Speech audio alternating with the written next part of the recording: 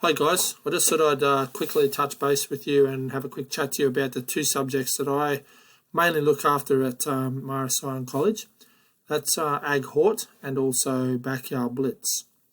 So this year we have spent a considerable amount of money and time in upgrading the Ag Hort area. If you're not sure where that is, that's actually down at the back of the college, down near the bottom oval. And it's actually been an area of the college that's been around for a very, very long time. And over the years, it's had a very, very good history with regard to teachers that have taught down there with a really good passion for different aspects of agriculture. I do know of a chap that taught there about 12 years ago who was instrumental in setting up a cattle showing area down the bottom there at Ag Hort, and in cleaning up with our current refurbishments, I managed to pull out a box that had all the ribbons that Mara Sion had won over the years, even at the Royal Melbourne Show.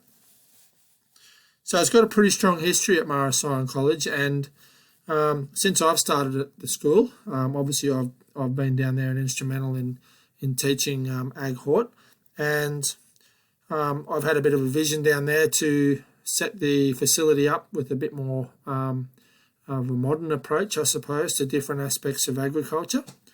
So what could you expect to learn down there over the course of your semester that you would do Ag Hort?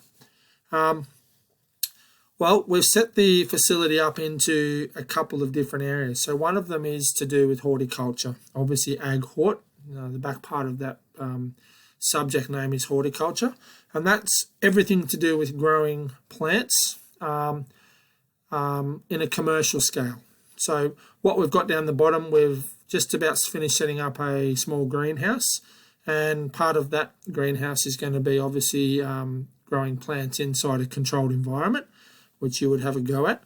We've got a lovely refurbished seed raising shed down at Ag Hort as well, which you would work in. We have obviously external and open air gardens that we would work in, and growing plants, vegetables, flowers. Okay, so one part of horticulture that people don't really know much about is the commercial growing of flowers.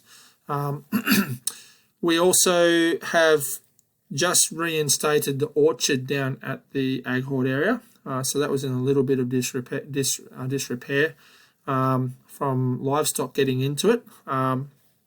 So it's all been re-fenced off, and we've just put fruit trees into there.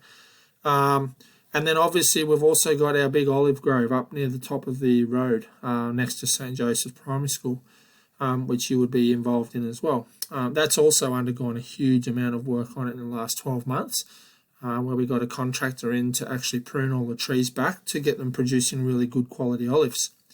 So the aim for that part of the course also would be for you to be able to go up there and pick the olives. We would grade them. Some of them we would put into brine, and we would jar them up as like you would buy in the supermarket. And then the aim for next year in 2021 is to actually have our own olive oil press. So all of the olives up there that are for oil, we will create our own Mara Sion College oil from the olives that we have on site. So that's the horticulture side of it.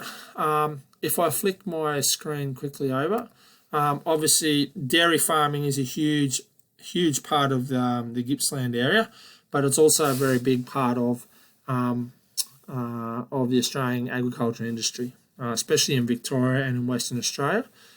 So we have a good look at dairy, and on the other side of that also we do a fair bit around beef production. Okay, so looking at intensive farming to do with dairy and with beef, including feedlots, looking at different types of categories of beef, for instance, so grain-fed beef versus grass-fed beef.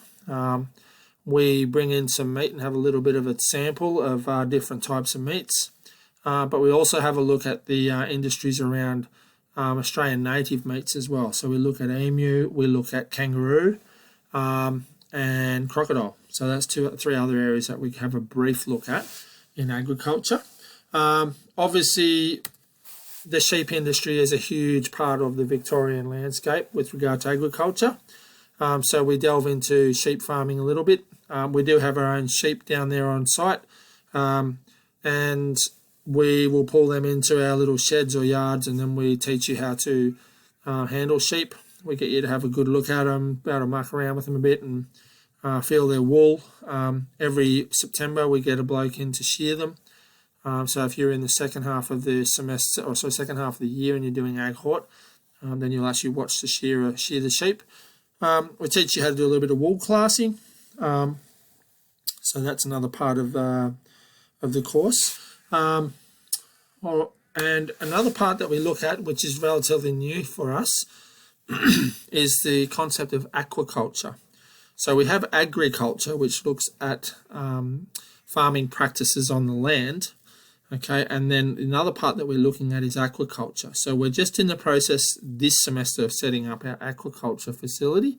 Now that's actually plumbed into the greenhouse that we've got down there, and the aim with that will be for us to actually have a fully closed system that will allow us to grow fish, as well as our horticulture part of the course. So what we do is we use the byproducts of our horticulture growing, and that will go in to feed the fish, and then the fish in turn will obviously consume the horticultural waste, and then they will obviously produce waste of their own, which then gets pumped back into the greenhouse and is used to feed the plants. So what it does, it creates a cyclical system that is able to sustain itself. The plan with the fish, obviously, we won't have them at a size where we can take them home and eat them.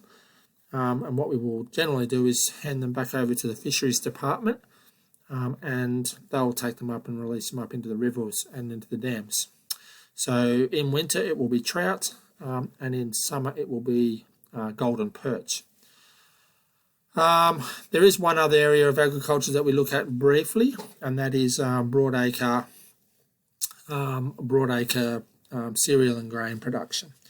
It's not very big down here in the Gippsland area, but it's certainly a huge part of the agriculture industry in Australia, and probably would take up most of the landscape in the agricultural settings.